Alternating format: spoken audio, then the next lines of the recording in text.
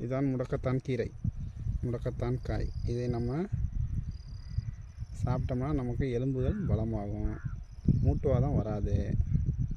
இதை அப்படியே பறித்து இலையை நம்ம தனியாக பறித்து கீரையாக சாப்பிட்லாம். இல்லை அப்படின்னா தோசை மாவில் வச்சு இதுங்கலாம், இல்லை சூப் எல்லாம்